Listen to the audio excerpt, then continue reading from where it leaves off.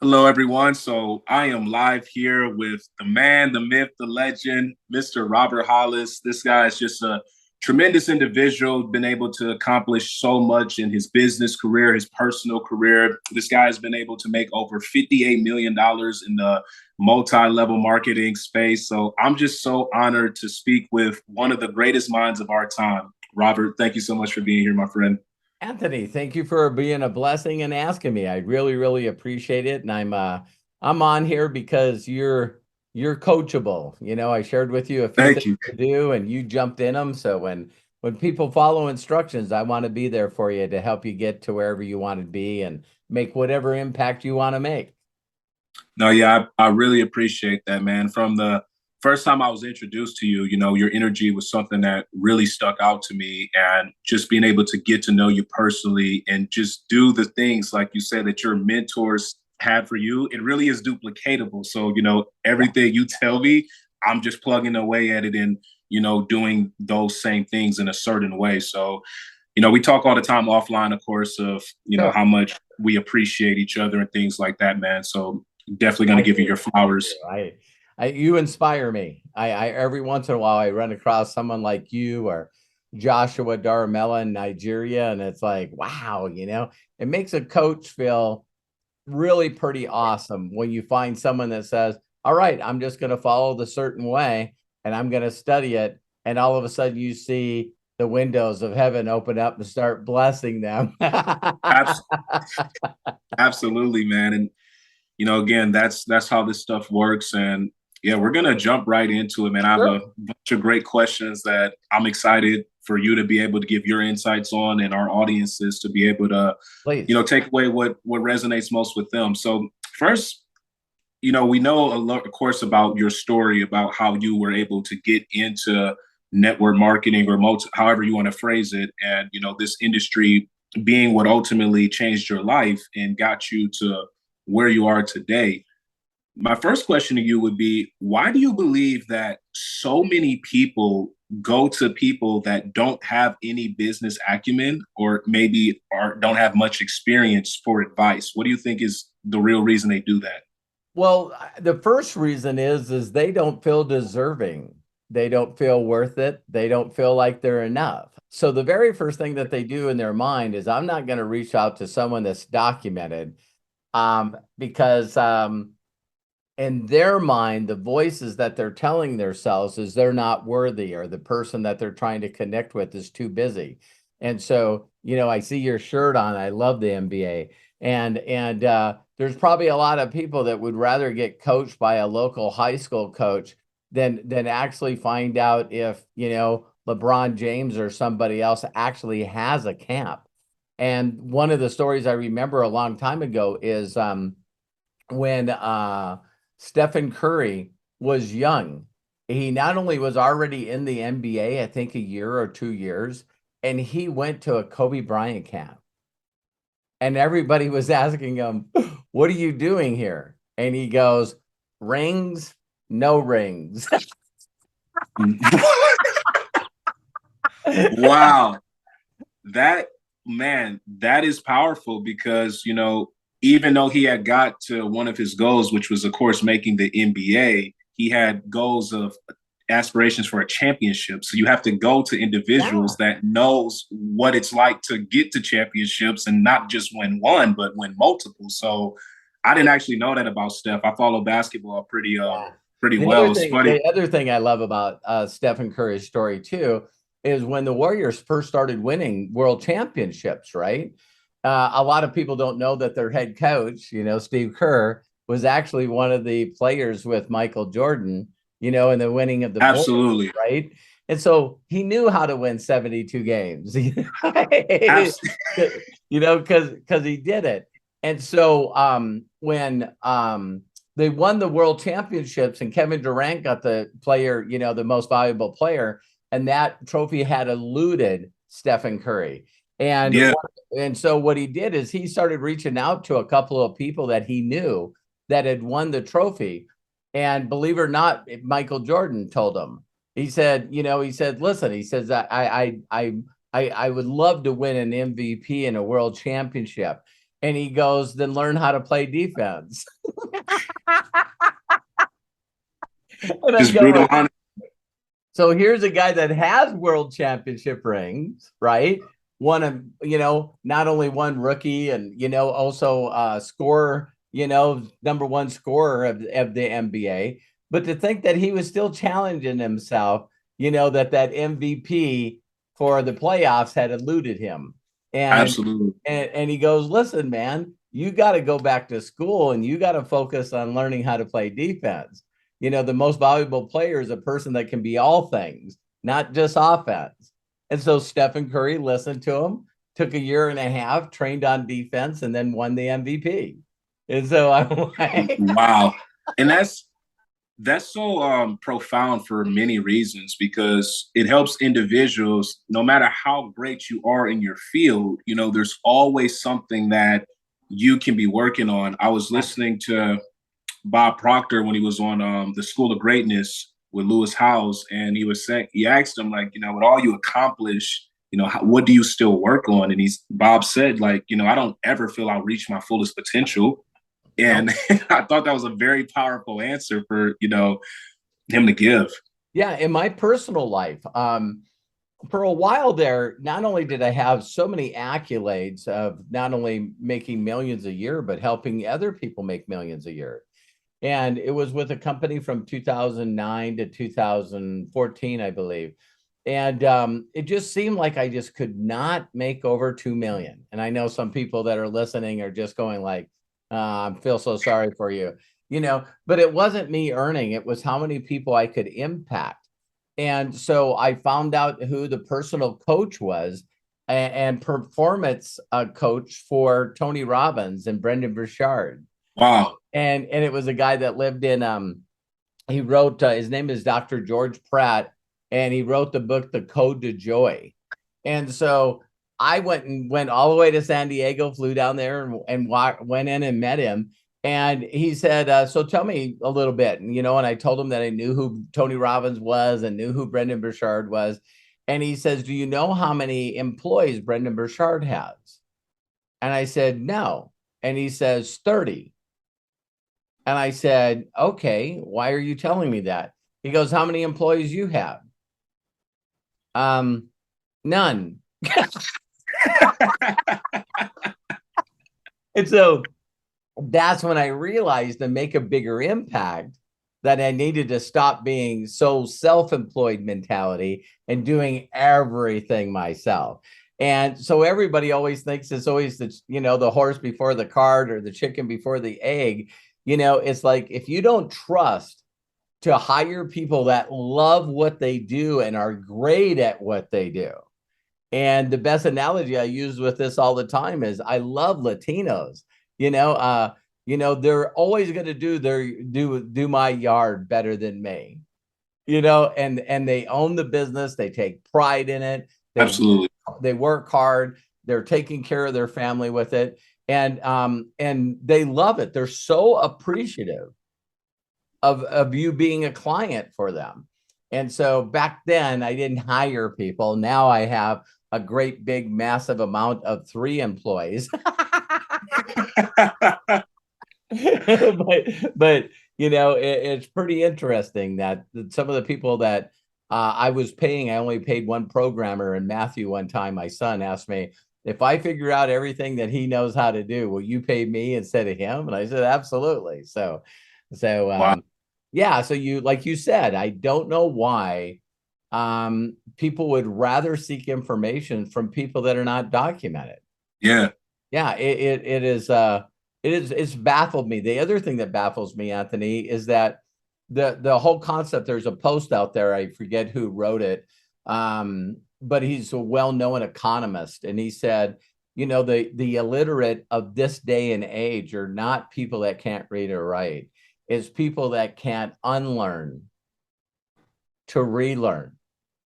And so Absolutely. it's not that we just gather all this information from a bunch of undocumented people, but then what we do is we find somebody like you that's learning the proper basic ways of doing this. And the person would rather do what you tell them with the other stuff that is unproven and never worked for them. Yeah. So No, they it's mess up the recipe.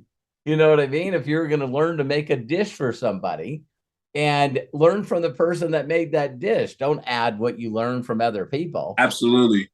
No, that's a very powerful take, and it leads to one of my next questions. So, in this information overload era that we live in, to where a lot of kids my age, they're plugging into so much stuff to where Right. now it's tough for them to even have the attention span to incorporate these basic skills because they're now taking on a lot more complicated subjects that they don't really need to get to I where they need to agree. go. I agree. Yeah, and it's just one of those things where if I could say anything for your listeners that are watching this, is if I would wish anything for anybody, it's just awareness. It's just awareness that you can't change things that you don't measure. Absolutely. And so if you're really truly doing something, most people don't. But if you're really doing something that someone taught you, you should see a measurable result. And I'm talking about on a weekly basis. So if we took anybody that is one of your watchers and listeners and just said, listen, you just have to stay at the free throw line. I'm going to teach you how to do it, but we're going to stay here until, we get 2 out of 10 free throws. Yeah. And people don't know that the best of the best of the best still, one of the things we were talking about with Stephen Curry is Stephen Curry said he wanted to impress Kobe Bryant when he went to his camp. And he said, so he had heard a rumor that no one can hustle or outwork Kobe. So he said that he got up at 4:30 in the morning and went to the gym and Kobe was already there. So think about, wanting to impress the person that's teaching you and they're still kicking your butt. You know what I Man. mean? So No, yeah.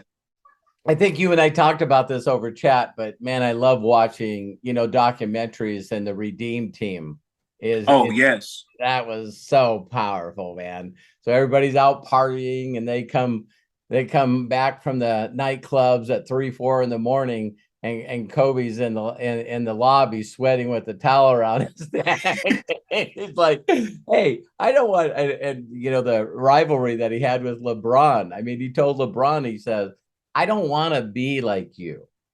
And Yeah. LeBron says, what do you mean? And he says, I don't want to be known as one of the people that represented the United States and didn't get a gold medal. No. What a Oh man. dagger. What a dagger. Yeah. Nah, man. Kobe was ruthless, but he also had a mentality to where the Mamba mentality was to just do everything at the highest level and make the most of yourself, I I could never watch enough of his interviews and stuff. Recently, they found an old interview of Kobe, and he was going, so when it comes down to an argument of who's better, you or Michael Jordan, and he says, well, I don't think that's a fair advantage. And he goes, why? And he says, because I try to figure out who Michael Jordan tried to learn from. I got to learn from Michael Jordan. And I went, Absolutely. damn it. He says, Yeah. I watched every game that Michael Jordan played. So that's not fair to Michael Jordan because he didn't have someone better than him to learn from. Yeah. That that is so powerful, man. I'm gonna have to get the link to that interview when you get the chance Yeah. offline. If they'll send me that, man, I really appreciate it. And since we're on the subject of mentors, Robert, I know they've been very huge in your life. You've done a few videos on them. Like briefly, who would you say, out of your whole career have been, or even just personal life, your top 5 mentors, just Yeah, believe it or not, when people become successful, there's two ways that it happens. It either happens through inspiration. We've been talking about how a lot of players and a lot of people that are successful are inspired by people that did it before them. And the other one is desperation. So, and so, me all of a sudden getting hurt and not being able to provide for my family because I was a mechanic and I got hurt, it took 9 months for me to get super, super, super desperate, no electricity. but it definitely made me pay attention. But one of my first mentors was my uncle, so there was this uncle that lived in Houston, Texas, Humble, Texas, and we lived in North Dakota in the oil Yeah. field. And I only got to see him once a year, but it was him saying, Robert, you're good with your hands. You should be a mechanic. At least go to a tech school and get those certificates because you'll make more money than everybody else. So it doesn't take much for an encouraging word. I looked at him as the most successful person that I knew at that time. Yeah. And then the next mentor, of course, would be Roger Penske. So I had a professor too, Professor Bitts, that just looked at me and he said, "Man, you got it." He said, "Your work ethic, your willingness to be able to not get frustrated and figure out the problem." And he's the one that told me, "Listen, the stuff I'm teaching you, you're not going to use in the field. So focus on these ASC tests so that when you take them, then the world looks at you as a master automotive technician. Because once you leave here and get a job, you won't find time to do them." And he said, "Neil, forget the knowledge that's required to get it." So then, of course, when I got a job with Roger Penske, multi billionaire. Oh my Yeah. God. This guy, a lot of people don't know who he is. But his first dream when he went to the Indy 500 race and was one day to not only race on that track, but to own that track. Wow. And I mean, what the hell? So this guy's won, I think, 18 Indianapolis 500s with like 11 different drivers. So Wow. he's sort of like in motorsports, the same way that Phil Jackson is. For basketball. Okay. Yeah. It's not that he produced MVP and world champions for the Bulls, but then he went to the Lakers and did it again. So you start seeing this common denominator. And then the next one would be Bill Gould. So Bill Gould was the guy that believed in me, the one I talk about in my videos that made 62,000 Yeah. check in San Diego. And he's the one that really, really molded me big time because I was still, so messed up with my stupid programming and my thinking and self-sabotage and just not wanting to connect with the world in any way, shape, or fortune. I mean, any form at all. And so he helped me. I worked with him for 5 years and I became a millionaire before I was 30, just doing exactly what this guy told me to do. And then when I left him, that would have been in 92.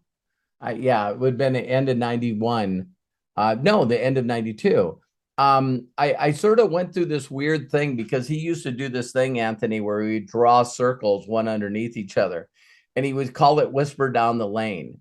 And he said that, the people that really truly understand the magic of the game, since we've been talking about NBA that really know the basics, that it still goes whisper down the lane and it gets diluted as it goes from one person to another.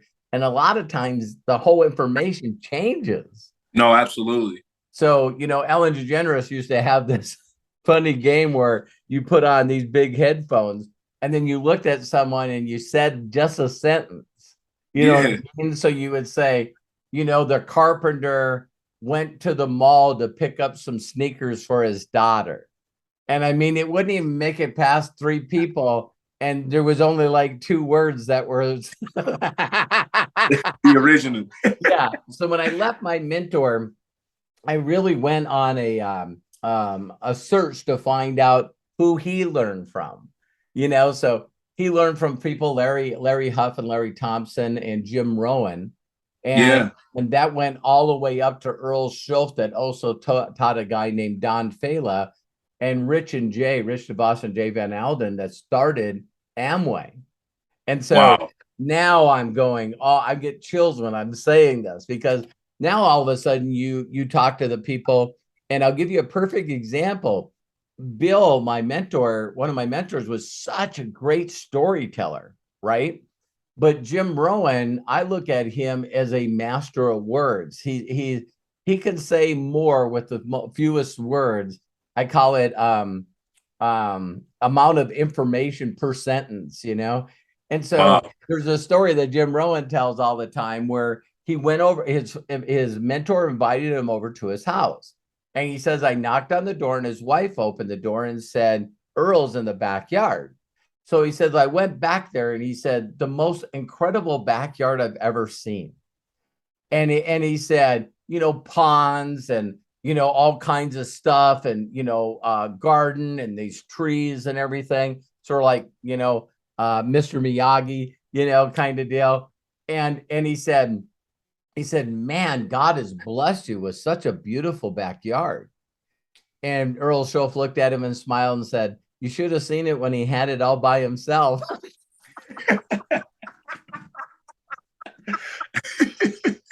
Well, my mentor with Bill Gould would take that story and that would turn into a half-hour story. Wow. instead of, and it had the same punch. It had the same punch. So Jim Rohn would definitely be number 5 for me, not in that order. I was doing it by timeline. And Jim Rohn said some of the most incredible stuff to me that were just one sentence. And he said, Robert, when he was dying, he said, Robert, people die twice. Once when they stop breathing and once when people stop saying your name. Yeah, no, that's. And he said, make sure that people say your name. And I'm like going, think about it. Kobe's no longer with us, but I bet you there's people talking about him every day. Yeah, no, absolutely. Like I'm wearing a Kobe jersey right now. So I didn't even know that. I just see the top of it. So yeah, so it's crazy. You're right about that. Where I don't know if you're familiar with Selena Quintanilla, the singer from Texas, Corpus Christi, but she had a quote where she said, the goal isn't to live forever, but to make something that will. And it goes back in alignment with nice. Everything you're saying, what you're saying right now. Yes. And so, through those people, I've done a lot of studying of Rich and Jay, and then also Don Fela. And it's pretty interesting when you find out, what created this industry and what's being taught by a majority of the people right now. And you can totally understand why people are suspicious about the industry. Yeah. Don't like it, have tried it and didn't get results. Yeah. They're not the way that they're doing the business is not the way I do the business. Yeah, absolutely. And for me, learning from you and the way that you approach things was very different from how I was taught, when I first got into the field. So, what you were doing resonated a lot more with me because I'm a people person about how are we going to help the collective. So immediately, I adopted that principle and understanding like, this is why Robert's been able to do all these things because he's about the collective. So like Joshua Daramella right now in Nigeria, right now he's got pretty close to like 80 people in his group there that got a check last Thursday. Wow. That is phenomenal. And so, of course, next Thursday, that will easily be over 100 people. So watch how people talk. Because if they're constantly talking about, like I notice a lot of leaders in this industry, you look at their social media and it's all about them. Yeah. And you look at my Facebook and it's like I'm giving more accolades and praise and recognition to other people that I don't know how to take a selfie. It's like what but I'm sure there's enough video out there of me, so absolutely. So when it comes to like, I know you have daily rituals where you do yours RICHUALS. When it comes to you and with all your experience, how do you continue to evolve and elevate yourself? Like, what would you say is like your daily like practices with those things? Yeah. So, when I first get up in the morning, after going to the bathroom, I always tell people, put your slippers and your shoes under your bed. So you have to get on your knees to get them. Okay.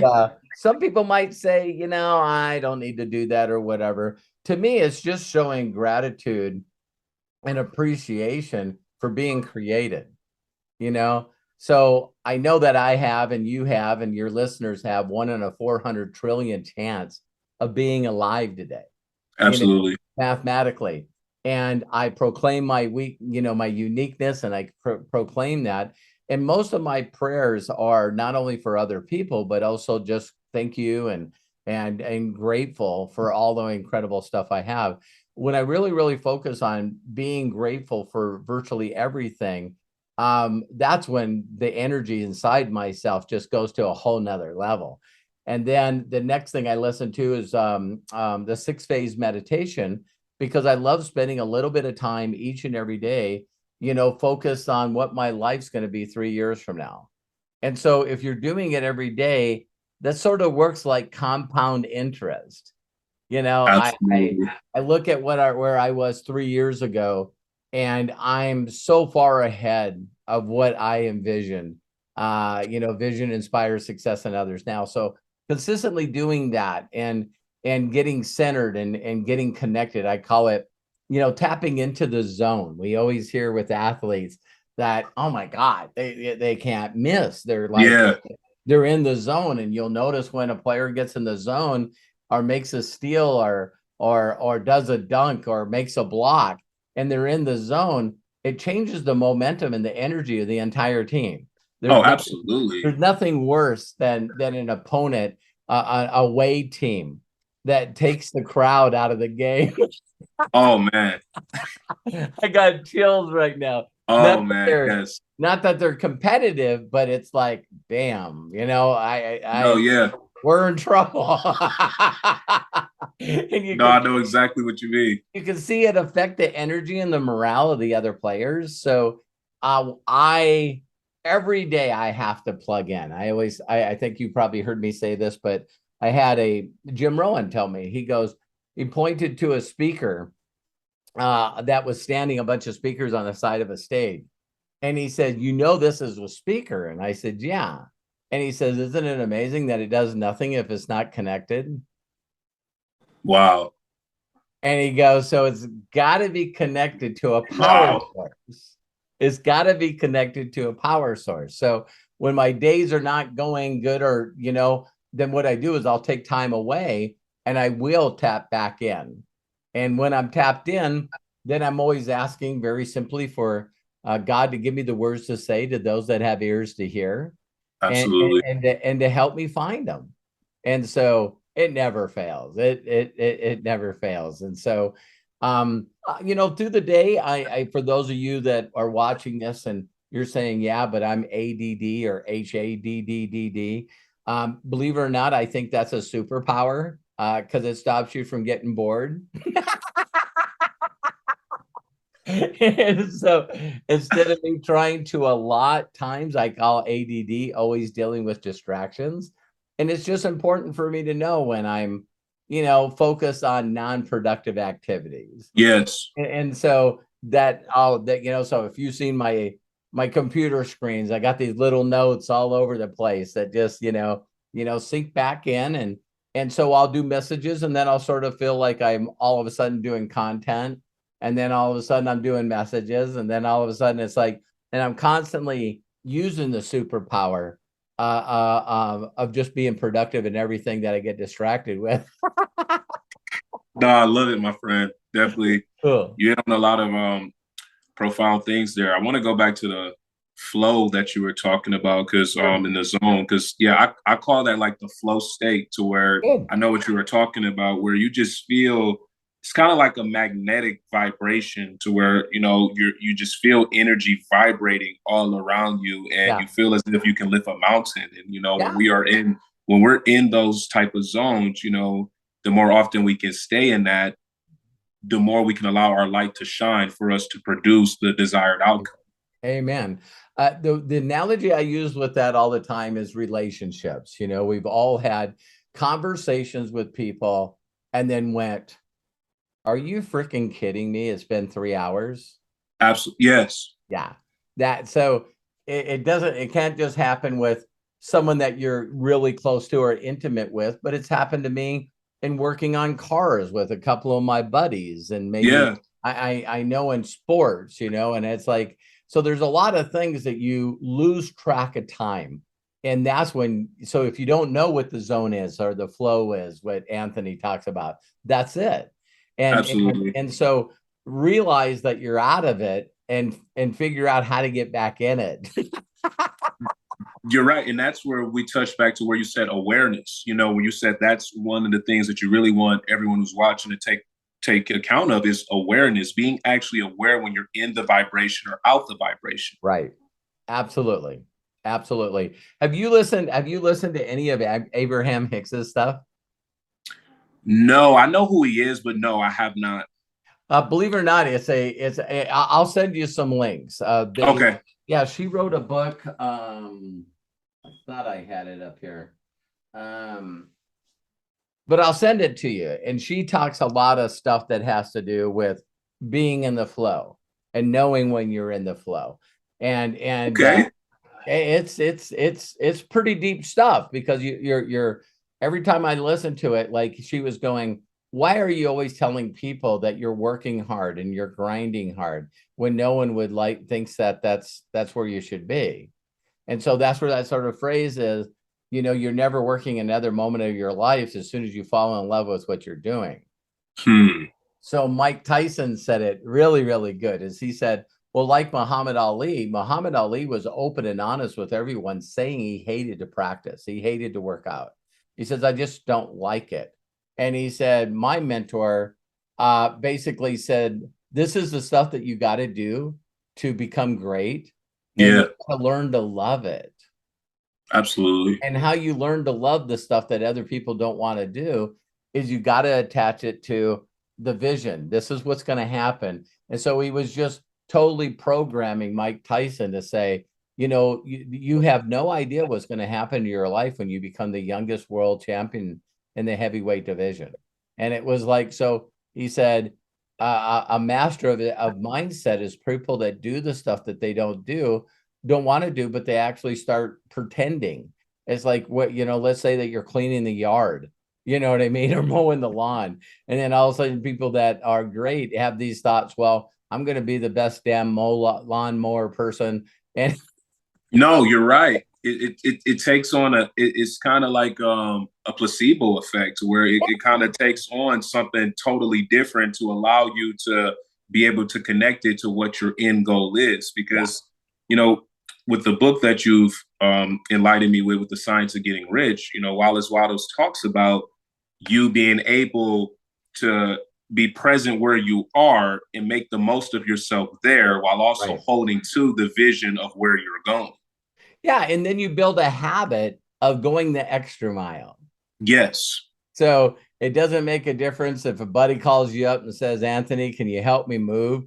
Then you're going to be the best moving friend he's got. Absolutely. Yeah. that actually happened to me like a couple of weeks ago when I had to help my sister move. So, yeah. And it's like, listen, I might as well do this with some pep, with some leadership, with some inspiration. Absolutely. People are like, how can you do that being a janitor or being someone that's got a manual job? And we see it all the time. We see kids all excited on YouTube videos because they're excited that the garbage man is coming. Yeah. And I'm going like, what kind of attitude does that dude have? No, yeah. That he's inspiring children, and the children are like, hey, I and the no, guy that's powerful, man. Oh yeah, a guy comes out, had a little fluorescent vest that he gave the kid. It was like little yellow hard hat. I'm going like, damn, there's people in every walk of life that are just like, hey, I'm going to be the best I can be, and those people usually get promoted. You're right. And yeah, the best garbage man in the world, all of a sudden is working for an assistant for a guy that's an entrepreneur. No, yeah.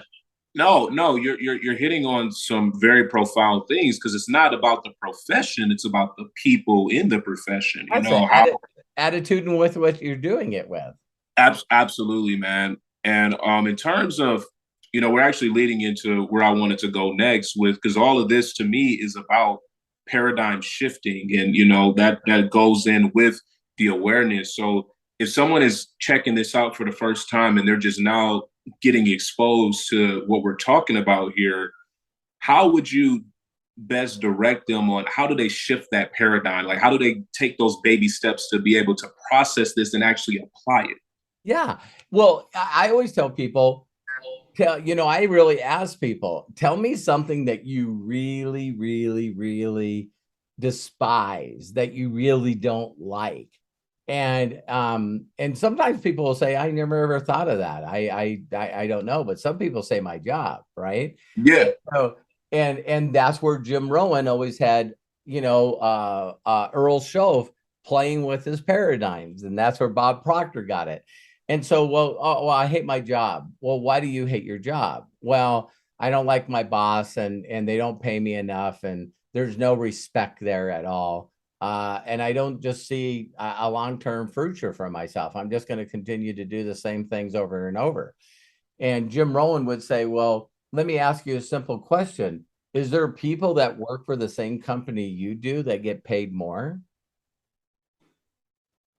And see, the answer is always yeah. Yes. And it's like, why would that company pay somebody more than you? And that's where you start playing with people's paradigm. And they're going, Wow. I don't know why. Yeah, you do. The person that gets paid more than you is more valuable than you. Wow. They're more valuable to you. And it doesn't have to just be skills. What was that funny movie? I don't know if you've seen it. Oh my God. There was a funny guy in there that says, stop taking my stapler. You know what I mean? But it was some kind of office, something funny. It was, Reynolds was in it. And all of a sudden, the story of the deal is one day he just doesn't care. I'm done. So the first thing he does is take his cubicle apart because he can't see the window, and all of a Yeah. sudden the guy shows up and goes, you can't take that down. And he said, who said? So then they bring in these top guys, right? And they're interviewing everyone to see who's going to get laid off and who's going to get promoted. And because he had an attitude that he didn't care, they were saying he was management material.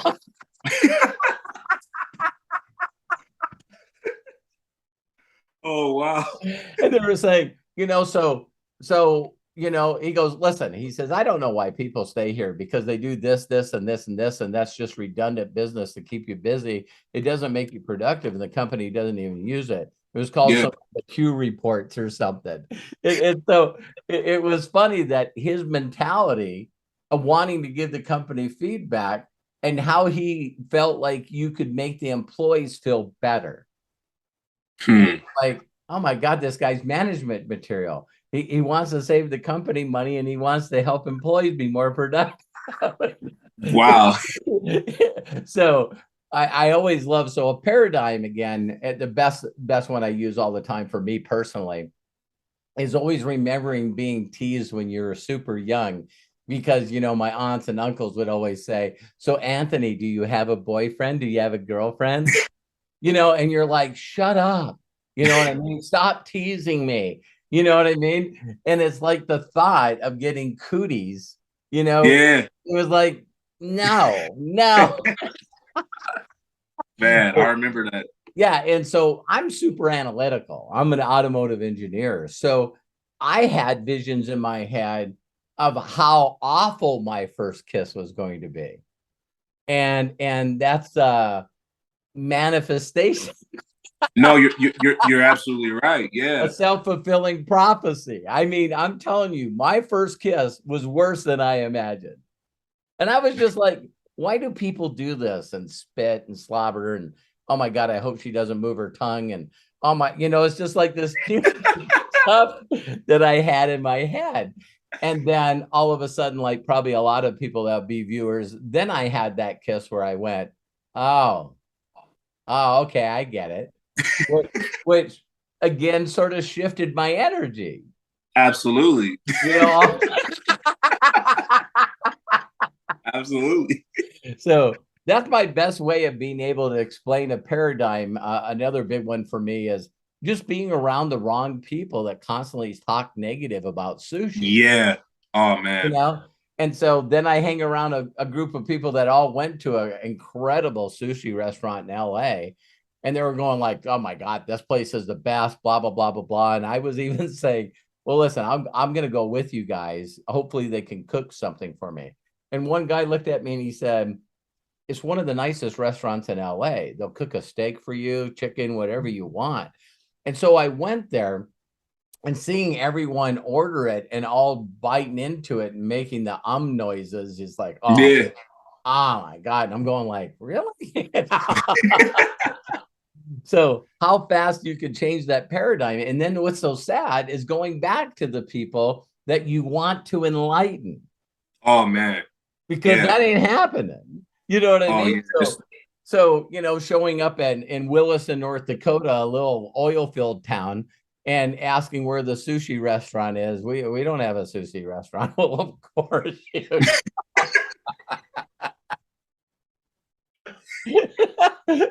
Wow. Yeah, because there's definitely no one there. They're like eating meat and potatoes. No, yeah. No, yeah, because it's just that's where the vibration is. And you really, I think, in terms of the paradigm, broke it down in the standpoint to where like anybody can be able to apply that from the standpoint of like that first kiss and just taking that from how your paradigm evolves, like, from Yeah. different experiences. So So yeah, when people look at what you and I are doing, and they think about, wow, what would it be like to be an entrepreneur? What would yeah, it be like to have thousands of people that are earning income responsible for your income? So I can guarantee everyone that has a negative thought about network marketing or being an entrepreneur or any of that is had two things happen to them. One is they got to be willing to admit that when they found people that were doing it right. I asked for people, documentation beats conversation. absolutely. There's my patent and my plaque. Got the domain name. And so when you learn from the right people that know how to do it, they know the simple way to teach people as well. And Yes, so you usually have in this industry is that someone came in the company that brought in your sister's ex-husband, and then it's like all of a sudden we're learning from a bunch of people that have never made a full-time income in marketing in their entire life. And no, yeah, and they're the ones that say two things. One is I got to admit that the timing was just wrong for me, and I didn't apply myself. I didn't show up. I didn't plug into the trainings. I didn't learn from the people that were documented. And then there's other people that unfortunately, like we talked about at the beginning, is why yeah, I always tell people a life coach for most people, I don't think I've ever said this. A life coach for most people is just someone that's more enthusiastic than you.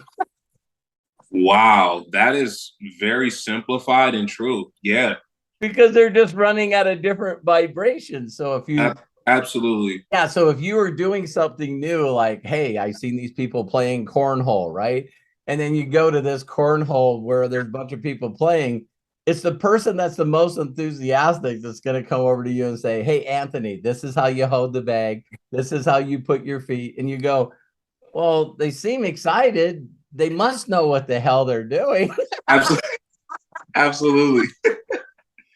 But it's no different than something wrong with your car, right?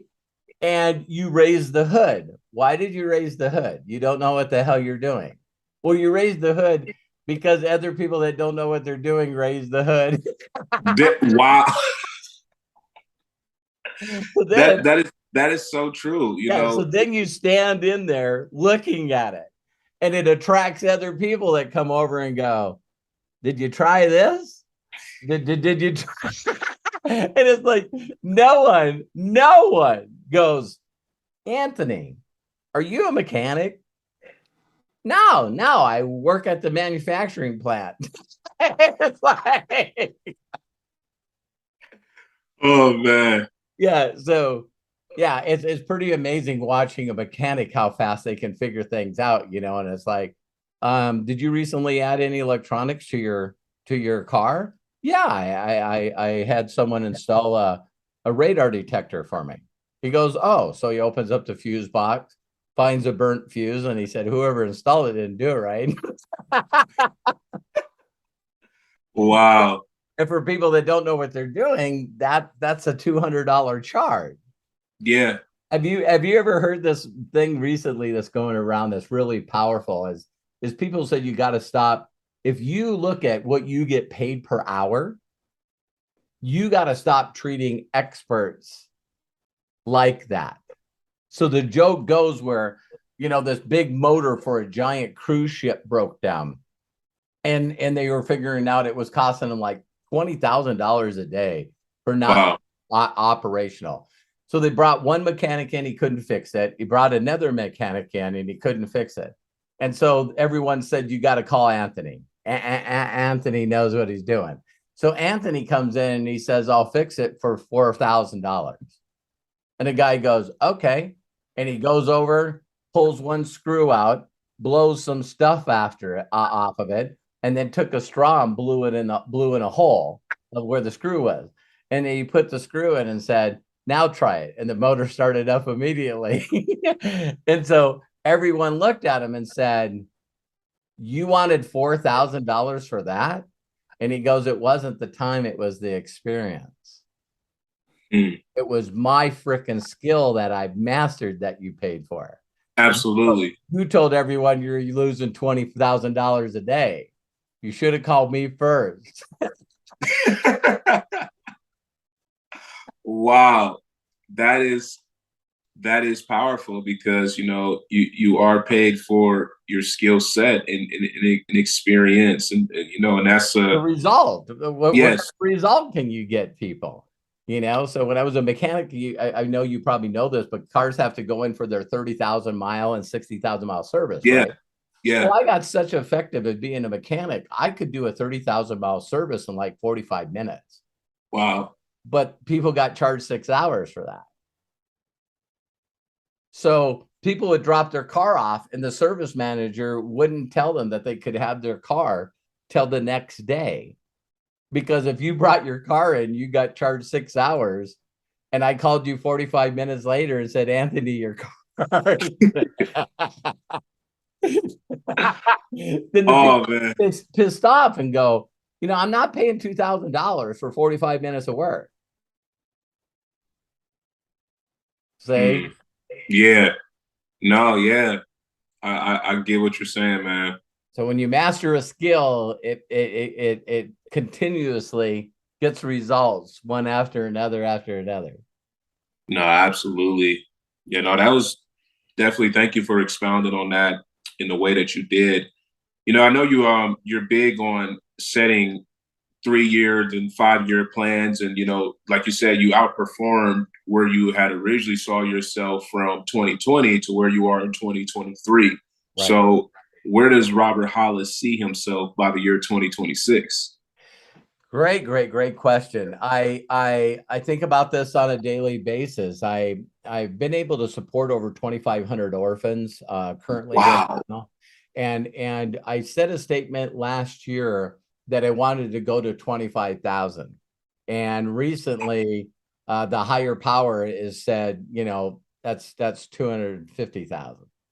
So added another zero to it, and it's changed the way I've thought about everything. So in the world, a lot of people are thinking too much about, I would like to earn six figures. I would like a new car. I would like okay, that's cool. But if you notice the wealthiest people on the planet, they're always thinking about how they can do service for others. The way to greatness is the service of others. So if you can focus on trying to figure out how you can help more people get the desired results they're looking for, money will be no issue for you. So a lot of people are seeing, like Elon Musk, people beat up Elon Musk because we get the wrong programming. And people go, if I had Elon Musk's money, you know how much I would give to charity? You know how much I would give to humanity? And they don't understand that he's spending almost 24 hours a day putting up low altitude satellites so that he can give the whole world free internet service. Wow. How you gonna help humanity? He wants everyone on the planet to have an ability to be able to lock into high-speed Wi-Fi for free, so they Wow. can get the wisdom of the world. But see, everyone looks at his billionaire status. And he was going, listen, all I was doing is I knew that electric cars could be a way to the future. And I also knew that, we could take maybe 400 or 500 people in a rocket, fly it up in the air, land it back down in 45 minutes, and it would be anywhere in the world. I just don't understand why people are spending so much time. You shouldn't have to spend 20 hours on a plane to go to Australia or I, Africa. It's like, yeah. so everyone's laughing at him because people say, well, he's a billionaire and all he's doing is figuring out, flying rockets around, with SpaceX. But they don't realize that, his goal was to get the government to pay for his project, and NASA had to sign a contract with him because he's the guy that delivers stuff to the space station.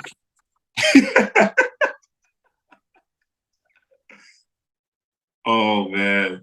And I remember when you talked about that concept he had in one of your videos in terms of the travel. I mean, honestly, that when that becomes mainstream, Yeah. a lot of people are going to be doing that. Because, like you said, if I can get to Australia in 45 minutes rather than a 20-hour flight, that's just more convenient. No different than Yeah.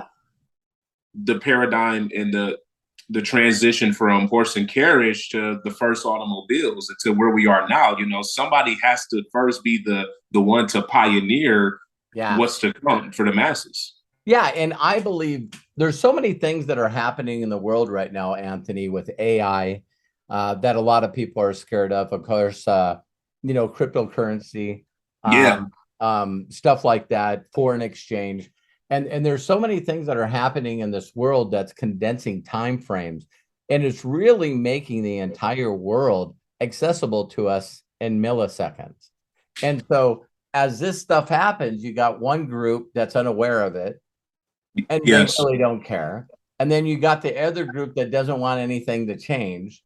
And I tell those people, so why don't you just give me your cell phone? And next time you need to call somebody, find a phone booth. Man, yeah. So we're okay with some things changing. No, you're right. Yeah, we just don't want other things to change. Well, that's not the way it's going to go. And so all of a sudden we're going to watch, and it's going to be it's going to seem like it goes by so fast, but AI will be able to help people basically identify what true fulfillment and happiness is for them. And I see a future like you said, there's going to be people that are going to miss AI just like they missed the internet. No, yeah. I did not miss the internet. So I used to do, hour and a half meetings in a hotel. And it was a 3-hour meeting for me, getting there, setting up all the equipment. Yeah. You know what I mean? Then everyone leaves, tearing all the equipment down, taking it back home. So I was in that deal. And then all of a sudden I went, wow, if I could get a video in front of other people and allow that video to sort people. So, so when the internet first came out, there wasn't, the only company that really had it was Google Video. And I would take a 10-minute video and it'd take me 3 days to upload it. Wow. And then, of course, Google bought YouTube. And my thought was, what if I could break? The only reason I thought about breaking the presentation into segments that were 10 minutes or smaller is because at that time, that was the limit that the internet Yeah. could. So you couldn't go over 10 minutes. And now we're Wow. streaming HD. It's like it's crazy to me. It really is crazy to me that people that are watching this video, if you just reach out to Anthony and say, hey, listen, I'm interested in some other things that you guys talked about, and you either won't be interested or know someone that'll be interested or you're interested. It's It's not a Absolutely. difficult decision. If I asked every one of you if you'd be interested in playing hockey or learning figure skating, I'm not offended when you tell me, nah, that's not gonna work for me. No, absolutely, man. It's amazing just even in my lifetime, I'm 25, when I was a kid, like a house phone was still normal. But now these kids of today, The long they cord on it. yeah, yes, a house phone was still normal. And the kids of today, they don't even know what a house phone is. Right. So Right. it's just the It was direction. funny. People would actually ask if you had a landline.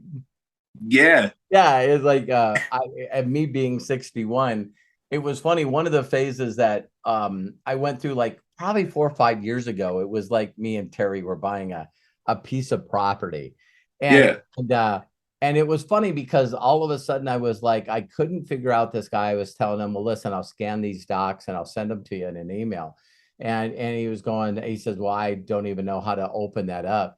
And it was like almost a full day, Anthony, that I Wow. couldn't figure out. I said, well, I'll put these docs in a Federal Express envelope. And he says, yeah, but we gotta do this today. And he says, or we're gonna lose it. So it was like about 2 hours of stuff. And my son walked in and went, he's 31. And my son walked in. I said, I'm trying to figure out how to get this doc to him. And he goes, does the guy have a fax? They're like, yeah, I got a fax. So Oh man. of course, I moved on and didn't have one, but I was Yeah, able to go to the local UPS store and fax him yeah. over this time. Wow. So it is funny how people just don't want to use current day technology to get people's interest and train them and show them what to do.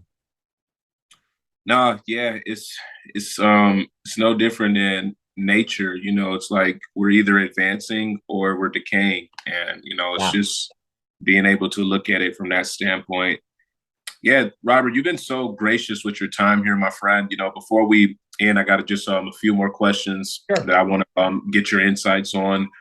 In terms of discipline, I know that you walked us through your routine. So for those days where you if you ever have them where you don't feel like doing it, or you want to stay in the bed, like what keeps you with your discipline to show up every single day? Discipline for me is just like earning income. I do it for others. It's Wow. bizarre. It's bizarre that we'll procrastinate and let ourselves down every moment that we can possibly do it. We're just excuse-itis. I'm really no different than anybody else. When I make a commitment to other people, like the orphans that I have, they rely on me. And so I can have a busted shoulder blade and not be feeling well and be in a lot of pain and can't move my arm to even type on the computer. And there's nothing in my mind that says that I need to take today off because I just love the kids so much. I just really, I mentally in my mind just go, um, you know what? I could get choked up really quick because I know the stuff that they've been through, and it's nothing. It's nothing. So I'm in pain. Big deal. You know what I mean? Wake up every day not having a mother and father, or knowing whether or not you're going to eat. And someone's going to take advantage of you. Constantly be in that place of fear. And now they're in a place where someone says they're going to take care of them and they're non-trusting. I don't want to give them an excuse saying, see, that guy said that he was going to be here for me and he's not.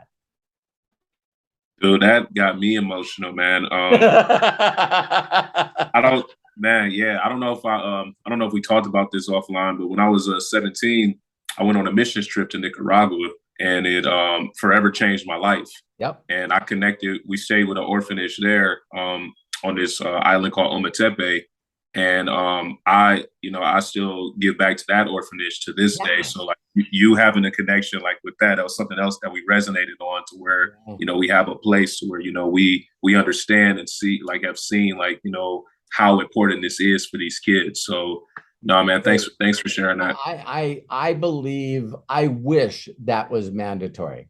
I wish that everyone, there's countries that actually do it. How the leader of Colombia switched that whole country around is he said that everyone had to serve in the military 2 years before they went to college. And everybody went, what? You know, all the gangs and the corruption and whatever.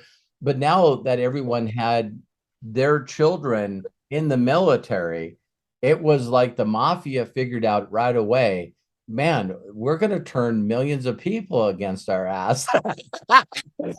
we start taking out 17 and 18-year-old kids. Yeah. You know, because they're just connected to the military and the police. And it's like, there used to be a thing in the United States that people had to serve in the Peace Corps. And I, you know, everybody asks why my sons are so polite and so respectful, because they have seen massive poverty. They really are appreciative and grateful for everything that they have.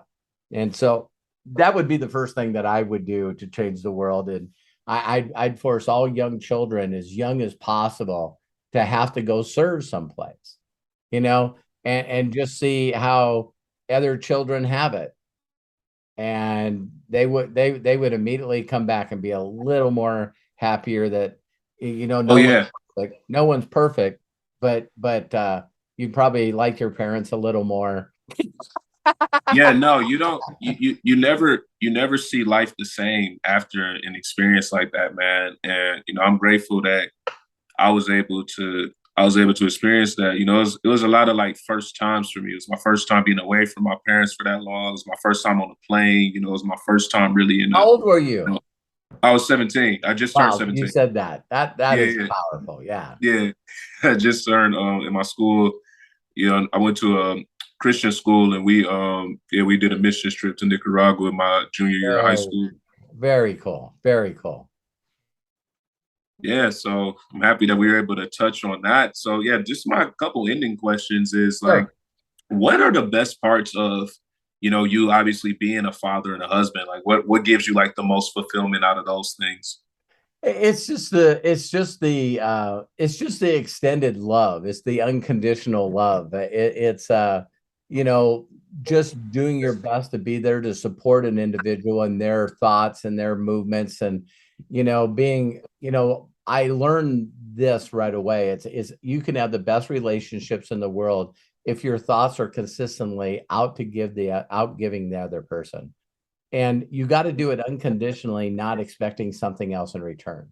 Absolutely. So what I tell new husbands and new fathers is that as soon as you start mentally in your mind comparing your children and your spouse to someone other than them, is when you're like, you start stealing all the joy away from them. You know what I mean? So if every day you're just thinking about all the wonderful things that this individual has in your life and what you expect of them, because they say that children hear for like every year, like 25,000 negative no's, you can't do that, stop doing that, to every one yes. Wow. What? Yeah, no, that's You know what I crazy. mean?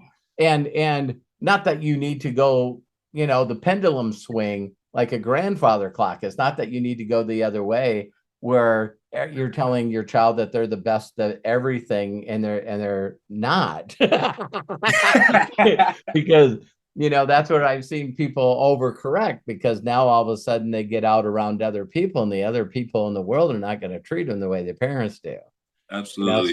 so there's a balance, and it has been, now that I got grandkids, my God, you know, it's like, Wow. yeah, I got Ryder's 7 and Olive is 5, and with my oldest son, he's 41. And man, it just keeps getting better and better, gooder and gooder. Man, nah, dude, I love that, Robert. It's been a pleasure getting able to pick your brain here, dive into, you know, all different type of topics on entrepreneurship, on, you know, discipline, on how to build routines that are going to lead you to success. The final question that I just have for you is, what is one thing out of all the interviews you've done that You've been wanting to get asked, but no one has ever asked you. That is a great question, Anthony. Yeah, I think the one question I always wish people would ask me is just a mental thought that do you believe I can raise to the level of what you and others have? Hmm. So what a lot of people do is in answering questions like today, it's a lot of questions on how I think and how I react and what do I do. And I just wish that people would say, well, listen, in the short interview that we've done, do you think I have what it takes? Wow. That I've never heard that answer before. Well, I don't think I've ever said it. I don't, no one, so I told you what, I'd say, man, if I'm asking people questions, I always ask them that question. And the question is listen, what do you think is the most important thing?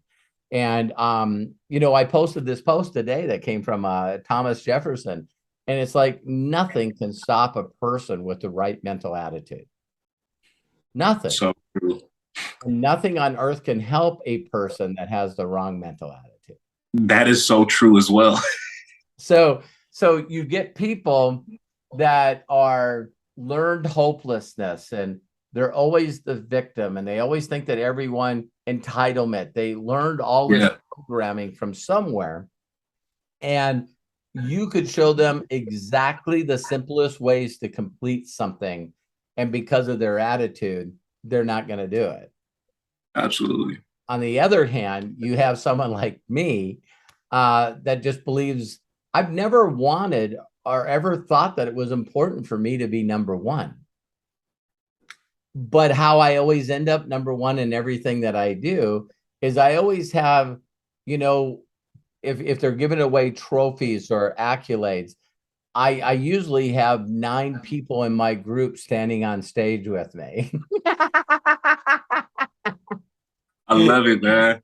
So that is still to this day, when all is said and done, it's going to be the moments that took our breath away, that we make experiences for the people that we love and the stuff that we're doing. But having people walk the stage just like in total disbelief. I was asking Joshua Daramella. I asked him just straight out. I just said, listen, what's the most money you've ever made in your life? And he said, I graduated from college. And he said, I worked for a company for 4 years. And he said, 1 month I made, 400,000 Naira. And I asked him what that was in US dollars. And he said, $850. Wow. But he was happy because the average Nigerian makes $750. So he was making $100 more. Yeah. And so last month, him and a couple of people that he brought into the company made 1.5 million Naira. And some of them next Thursday, including Joshua, will make 10 times more money than they ever made in their lives. That is phenomenal. That is phenomenal. Yeah. And so to tell people, hey, our company is allowing people to make, $1.5 million to 4 million Naira a month. Yeah. They're multimillionaires. They're making millions of Naira a month. And it's like, how can you say it doesn't work? So I love doing that in countries where everybody else says it can't be done. Budapest, Hungary, and Romania are 2 of the poorest countries in Europe.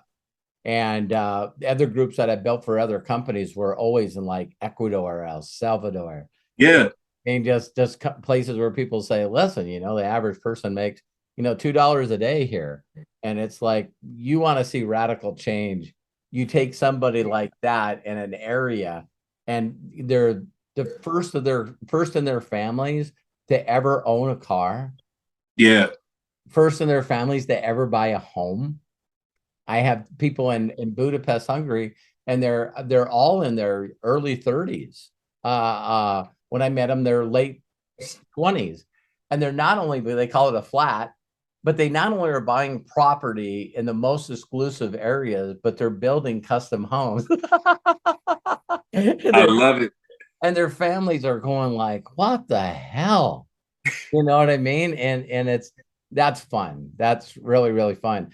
I'll tell you one quick funny thing about I never understood when I was young when people became star athletes and they had an entourage around them.